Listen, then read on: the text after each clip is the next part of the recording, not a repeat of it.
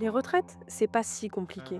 Imaginez juste que ce soit un jeu. On a une phase de jeu, le travail, et l'autre, la retraite. Évidemment, il y a tout un parcours pour arriver jusqu'à la case retraite. Mais attention aux règles du jeu. Il y a 3 scénarios différents dans ce jeu. Scénario 1, c'est le rêve des banques et des assurances. Le chacun pour soi, c'est l'épargne ou les fonds de pension. Je mets de l'argent de côté, il est placé en bourse, j'ai de la chance, il n'y a ni crise ni faillite. Et 20, 30 ou 40 ans plus tard, je récupère ma rente. Sauf que je ne sais pas combien d'années il faut vivre avec ça. En bref, je sais ce que je parie au départ, pas ce que je gagne ou perds à l'arrivée. C'est vous qui lancez les dés, mais c'est eux qui gagnent la partie. Passons au scénario 2, la retraite par répartition sans garantie.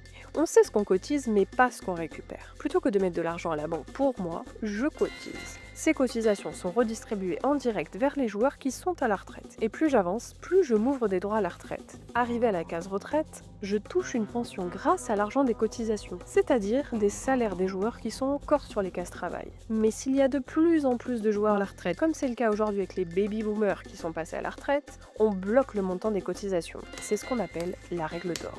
Donc on ne peut pas aller chercher plus d'argent pour les retraites. Alors, tout au long de la partie, les règles du jeu changent. Soit on durcit les règles pour accéder à la case retraite, soit on baisse les pensions distribuées. Ça, c'est ce que veut le gouvernement. On ne touche pas au financement de départ et les joueurs se partagent ce qui a été versé au pot commun. Le risque de retourner travailler est grand avec ce scénario incertain. Pourtant, de l'argent, il y en a. Et c'est là que la partie devient vraiment intéressante. La troisième version du jeu, c'est la répartition avec une retraite garantie. On garantit aux joueurs un certain niveau de retraite. Et le but du jeu, c'est d'aller chercher l'argent pour assurer des pensions de bon niveau. Instaurer l'égalité salariale, lutter contre la fraude aux cotisations sociales et le travail dissimulé, cotiser sur les primes comme la participation ou l'intéressement, augmenter de 1% les cotisations vieillesse pour les employeurs, taxer les revenus financiers, récupérer les exonérations non compensées. Et alors, vous choisiriez quel scénario pour jouer au jeu des retraites ? La CGT a décidé de quitter les concertations retraite. Sans grande surprise, le Premier ministre n'a pas respecté les règles du jeu. Alors qu'il s'était engagé à ce que ces discussions soient sans totem ni tabou, il déclare qu'il y en a un de tabou, le retour à 62 ans. Or, c'est la question centrale pour tous les salariés, notamment les femmes, qui sont les grandes perdantes de cette réforme. Le gouvernement veut nous faire travailler 2 ans de plus, alors que déjà, un salarié sur 2 n'est plus dans l'emploi après 60 ans. Repousser l'âge, c'est ignorer que des millions de salariés sont soumis à des conditions de travail éprouvantes qui réduisent l'espérance de vie.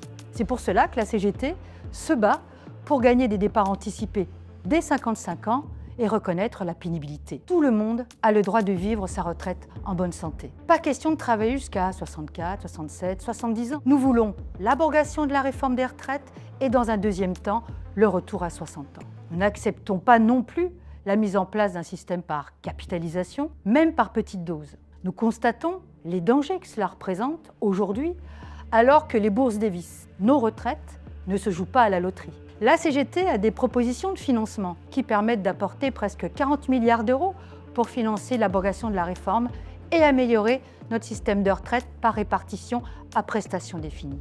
Avec ce système, on sait combien on cotise et, contrairement à la capitalisation, on sait ce qu'on touchera à la retraite. C'est par la mobilisation de millions de salariés, de retraités, que le sujet des retraites est toujours d'actualité. Et 68% des salariés sont toujours opposés aux 64 ans.